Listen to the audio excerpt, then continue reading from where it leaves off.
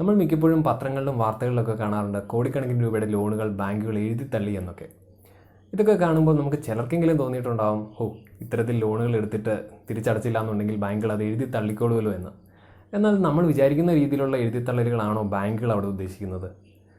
ഇത്തരത്തിലുള്ള എഴുതിത്തള്ളലുകൾ എന്താണെന്നും അത് എന്തിനു വേണ്ടിയാണെന്നും വളരെ സിമ്പിളായ എക്സാമ്പിളിലൂടെ ഷെയർ ചെയ്യാനാണ് ഇന്നത്തെ വീഡിയോയിലൂടെ ഞാൻ ഉദ്ദേശിക്കുന്നത്. Once again welcome back to my channel.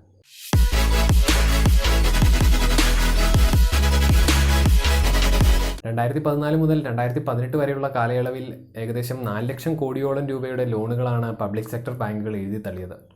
ഏറ്റവും റീസെൻ്റായി ഈ COVID-19 പാൻഡമിക്കിനിടയിലും 68,000 കോടിയോളം രൂപയുടെ ലോണുകൾ ബാങ്കുകൾ ഇത്തരത്തിൽ എഴുതി തള്ളിയിരുന്നു. ബിസിനസ് ടൈക്കൂൺസ് ആയിരുന്ന വിജയ് മല്യ, നീരവ് മോദി, അതുപോലെ തന്നെ മെഹൽ ചോക്സിയുടെ എല്ലാം ലോണുകൾ ഇതിൽ ഉൾപ്പെടുന്നതാണ്. ഇപ്പോൾ നിങ്ങൾക്ക് തോന്നിയിട്ടുണ്ടാവും, ഈ രീതിയിൽ ലോണുകളൊക്കെ എടുത്തിട്ട് മറ്റു രാജ്യങ്ങളിലേക്ക് തിരിച്ചടയ്ക്കാതെ മറ്റു രാജ്യങ്ങളിലേക്ക് കടന്നു കഴിഞ്ഞാൽ ഈ ഒരു രീതിയിൽ ലോൺ അടയ്ക്കേണ്ടി വരില്ലല്ലോ, അല്ലെങ്കിൽ ബാങ്കുകൾ അത് എഴുതി തള്ളിക്കോളുമല്ലോ എന്ന്. എന്നാൽ ബാങ്കുകൾ ഇത്തരത്തിൽ എഴുതി തള്ളലുകൾ എന്നതുകൊണ്ട് ഉദ്ദേശിക്കുന്നത് അവരുടെ ബാലൻസ് ഷീറ്റിൽ നിന്ന് ഈ ഒരു തുക നീക്കം ചെയ്തു എന്ന് മാത്രമാണ്. ഇതിന് യൂഷ്വലി ബാങ്കുകൾ റൈറ്റ് ഓഫ് എന്ന അക്കൗണ്ടിങ് ടൈമാണ് യൂസ് ചെയ്യുന്നത്. തികച്ചും സ്വാഭാവികമായി ബാങ്കുകളുടെ ബാലൻസ് ഷീറ്റ് മെച്ചപ്പെടുത്താനായിട്ട് അവർ ഫോളോ ചെയ്തു വരുന്ന ഒരു ക്രൈറ്റീരിയയാണിത്. അതുകൊണ്ട് തന്നെ വായ്പ എടുത്ത അല്ലെങ്കിൽ വായ്പയുടെ തിരിച്ചടവ് വായ്പ എടുത്ത ആൾ തന്നെ തുടരുകയും ചെയ്യും. ഈ ഒരു കൺസെപ്റ്റ് കുറച്ചുകൂടി ക്ലിയർ ആക്കാൻ ഞാൻ ഒരു സിമ്പിൾ എക്സാമ്പിൾ പറയാം. സപ്പോസ് നിങ്ങളൊരു ബിസിനസ്സുകാരനാണെന്ന് വിചാരിക്കാം. കുറേ അധികം ബിസിനസ്സുകളൊക്കെ ഉണ്ട്. അപ്പോൾ ആ ഒരു രീതിയിൽ നമുക്കൊരു 1 കോടി രൂപയുടെ ആവശ്യമുണ്ട്. അപ്പോൾ നമ്മൾ നോർമലി ബാങ്കിലേക്ക് ഇരുന്നു, സാധാരണയായിട്ടുള്ള ലോൺ പ്രൊസീജിയേഴ്സ് എല്ലാം ഫില്ല് ചെയ്യുന്നു. നമുക്ക് 1 കോടി രൂപ ബാങ്ക് ലോൺ തരുന്നു വിചാരിക്കാം. അപ്പോൾ ബാങ്കുകളെ സംബന്ധിച്ചിടത്തോളം അറിയാം, ബിസിനസ്സുകൾ എപ്പോഴും റിസ്ക്കിയാണ്. അതുകൊണ്ട് തന്നെ നമുക്ക് ലോൺ തന്നിട്ടുണ്ടെന്നുണ്ടെങ്കിൽ ആ ഒരു എമൗണ്ട് അവർക്ക് തിരിച്ച് കിട്ടുമോ എന്നൊരു ഭയം അവർക്ക് എപ്പോഴും ഉണ്ടാവും. അപ്പോൾ ആ ഒരു രീതിയിൽ നമുക്കിപ്പം 1 കോടി രൂപ ലോൺ തരുമ്പോഴത്തേക്കും അതിൻ്റെ ഒരു സെർട്ടൈൻ പെർസെൻറ്റേജ് അല്ലെങ്കിൽ ആ ഒരു തുകയുടെ ഒരു സെർട്ടൈൻ പെർസെൻറ്റേജ് എപ്പോഴും ബാങ്കുകൾ ഈ ലോണിന് വേണ്ടിയിട്ട് പ്രൊവിഷൻ ചെയ്ത് വയ്ക്കും, അല്ലെങ്കിൽ നീക്കി വയ്ക്കും. അവരുടെ പ്രോഫിറ്റിൽ നിന്നോ അല്ലെങ്കിൽ അവരുടെ എക്സ്പെൻസസ് ആയിട്ടൊക്കെ അവർ ഒരു സെർട്ടൈൻ പെർസെൻറ്റേജ് എപ്പോഴും നീക്കി വയ്ക്കും. ഈ ഒരു കേസിൽ അതൊരു 10% ആണെന്ന് വിചാരിക്കാം. അതായത് 1 കോടിയുടെ 10% എന്ന് പറയുമ്പോൾ 10 ലക്ഷം രൂപ. നിങ്ങൾക്ക് 1 കോടി രൂപ ലോൺ തന്നു, അതിൻ്റെക്ക് ബാങ്കുകൾ തന്നെ ഒരു 10 ലക്ഷം രൂപ മാറ്റി വയ്ക്കുകയും ചെയ്യുന്നു. ഇത്തരത്തിൽ 1 കോടി രൂപ നമ്മൾ ലോൺ എടുത്തു, പക്ഷേ ബിസിനസ് മുന്നോട്ട് കൊണ്ടുപോകാൻ പറ്റിയില്ല. ഒരു 50 ലക്ഷം രൂപ നമുക്ക് ആ ഒരു ലോണിലേക്ക് തിരിച്ചടയ്ക്കാനും പറ്റില്ല എന്ന് വിചാരിക്കാം. അപ്പോൾ ഈ ഒരു സിറ്റുവേഷനിൽ ബാങ്കുകൾ നോക്കുമ്പോഴത്തേക്കും നമുക്ക് തരുന്ന ലോണുകൾ എന്ന് പറയുന്നത് ബാങ്കുകളെ സംബന്ധിച്ചിടത്തോളം അവരുടെ അസറ്റ്സ് ആണ്.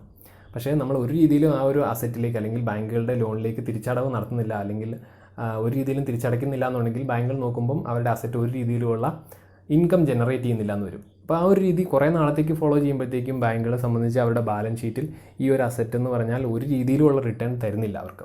അപ്പോൾ ആ ഒരു രീതിയിൽ നോക്കുമ്പോഴത്തേക്കും ബാങ്കുകൾ എപ്പോഴും ആ ഒരു അസറ്റിനെ അവരുടെ ബാലൻസ് ഷീറ്റിൽ നിന്ന് നീക്കം ചെയ്യാൻ നോക്കും. അത് ടാക്സ് അഡ്വാൻറ്റേജിന് വേണ്ടിയിട്ടും അതുപോലുള്ള കുറേ കാര്യങ്ങൾക്ക് വേണ്ടിയിട്ടാണ് അവർ ആ ഒരു രീതി ഫോളോ ചെയ്യുന്നത്. ഇത്തരത്തിൽ ലോൺ എടുത്ത് നിങ്ങൾ ബിസിനസ്സൊക്കെ നടത്തിക്കൊണ്ടിരിക്കുകയായിരുന്നു. ആ ഒരു സമയത്താണ് നിങ്ങൾക്ക് എന്തെങ്കിലുമൊക്കെ തരത്തിലുള്ള ഒരു സാമ്പത്തിക പ്രതിസന്ധി ഉണ്ടായെന്ന് വിചാരിക്കാം.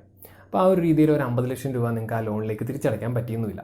കുറേ കാലമായിട്ട് നിങ്ങൾക്ക് 1 രൂപ പോലും അതിലേക്ക് അടയ്ക്കാൻ പറ്റിയില്ല. അപ്പോൾ ബാങ്കുകൾ നോക്കുമ്പോഴത്തേക്കും ഈ തുക അല്ലെങ്കിൽ ഈ ഒരു ലോണ് അവരുടെ ബാലൻസ് ഷീറ്റിൽ പിന്നെയും അസറ്റായിട്ട് കീപ്പ് ചെയ്യുന്നതുകൊണ്ട് അവർക്ക് കൂടുതൽ ഉപകാരങ്ങളൊന്നും ഉണ്ടാകുന്നില്ല. അതായത് ഒരു രീതിയിലുള്ള ഇൻകം ഈ ഒരു ലോണിൽ നിന്ന് അവർക്ക് കിട്ടുന്നില്ല. അപ്പോൾ അവർ യൂഷ്വലി എന്ത് ചെയ്യും, നിങ്ങളുടെ ആ ഒരു മിച്ചമുള്ള തുക അവർ എക്സ്പെൻസസ് ആയിട്ട് അല്ലെങ്കിൽ അവരുടെ ലോസസ് ആയിട്ട് ഈ പറയുന്ന ബാലൻസ് ഷീറ്റിൽ റെക്കോർഡ് ചെയ്യും. ഇങ്ങനെ ചെയ്യുന്നതുകൊണ്ട് അവർക്ക് വേറൊരു അഡ്വാൻറ്റേജ് കൂടെ ഉണ്ടാകുന്നുണ്ട്. അതായത് നമ്മൾ നേരത്തെ പറഞ്ഞിരുന്നു, ഈ ഒരു ലോണിന് വേണ്ടി ഒരു സെർട്ടൈൻ പെർസെൻറ്റേജ് അവർ പ്രൊവിഷൻ ചെയ്തു വയ്ക്കുന്നു. ആ പ്രൊവിഷൻ ചെയ്ത എമൗണ്ട് അവർക്ക് പിന്നെയും ബിസിനസ്സിലേക്ക് അല്ലെങ്കിൽ കൂടുതൽ ആളുകളിലേക്ക് എത്തിക്കാനായിട്ട് ഇത്തരത്തിൽ ലോണുകളായിട്ട് പ്രൊവൈഡ് ചെയ്യാൻ അവർക്ക് അവിടെ ഒരു അഡ്വാൻറ്റേജ് ഉണ്ടാകുന്നുണ്ട്. അതായത് ഇത്തരത്തിൽ ലോണുകൾ എഴുതി തള്ളുന്നതുകൊണ്ട് അല്ലെങ്കിൽ ആ ഒരു തുക എഴുതി തള്ളുന്നതുകൊണ്ട് ബാങ്കുകൾക്ക് അവിടെ 2 അഡ്വാൻറ്റേജുകളാണുള്ളത്. അതായത് ലോസസ് ആയിട്ട് റെപ്രസെൻറ്റ് ചെയ്യുമ്പോൾ അവരുടെ ബാലൻസ് ഷീറ്റിൽ ആ ഒരു തുക ലോസസ് ആയിട്ട് അല്ലെങ്കിൽ എക്സ്പെൻസസ് ആയിട്ട് റെക്കോർഡ് ചെയ്യുന്നതുകൊണ്ട് അവർക്ക് അവിടെ ടാക്സ് അഡ്വാൻറ്റേജ് ഉണ്ടാകുന്നുണ്ട്.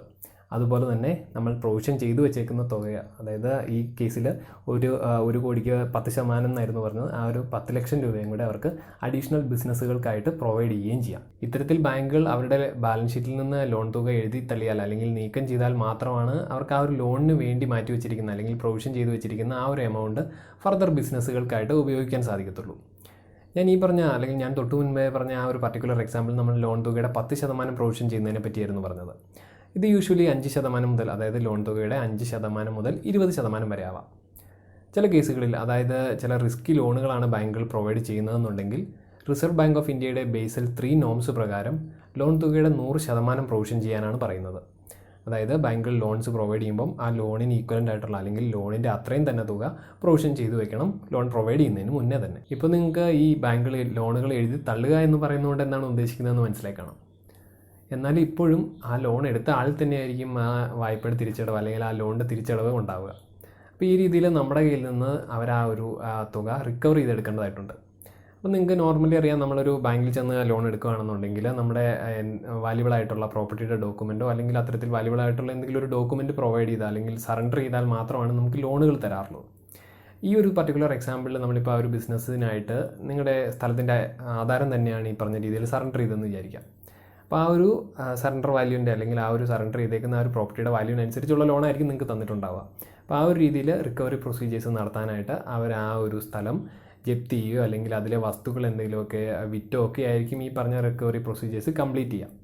അത്തരത്തിൽ അവർക്ക് കിട്ടിയേക്കുന്ന അല്ലെങ്കിൽ അങ്ങനെ റിക്കവർ ചെയ്തെടുത്തേക്കുന്ന ആ ഒരു തുക ആ ഒരു കൊല്ലത്തെ, അതായത് ആ റിക്കവറി നടന്ന ആ ഒരു വർഷത്തെ അവരുടെ ബാലൻസ് ഷീറ്റിലെ പ്രോഫിറ്റ് ആയിട്ടായിരിക്കും റെക്കോർഡ് ചെയ്യുക. ഇത്തരത്തിൽ ബാങ്കുകൾ ലോണുകൾ എഴുതി തള്ളുക അല്ലെങ്കിൽ ലോൺ റൈറ്റ് ഓഫ് ചെയ്യുക എന്ന ടേമിന് സിമിലർ ആയിട്ട് വരുന്ന ഒരു ബാങ്കിങ് ടൈമാണ് ലോൺ വെയ്വർ അല്ലെങ്കിൽ ലോൺ വെയ്വ് ഓഫ് എന്ന് പറയുന്ന കൺസെപ്റ്റ്. അതായത് നമുക്ക് ലോൺ പ്രൊവൈഡ് ചെയ്യുന്ന ബാങ്കുകൾ തന്നെ ആ ഒരു തുക വേണ്ട എന്ന് വയ്ക്കുക എന്നൊരു കൺസെപ്റ്റ്. ഇത് യൂഷ്വലി നമ്മുടെ പത്രങ്ങളിലും വാർത്തകളിലെല്ലാം ലോണുകൾ എഴുതി തള്ളി എന്ന ആ ഒരു സിമിലർ ടൈമിൽ തന്നെയാണ് പറയാറ്. പക്ഷേ ഇതിന് രണ്ടും തമ്മിൽ നല്ല വ്യത്യാസമുണ്ട്.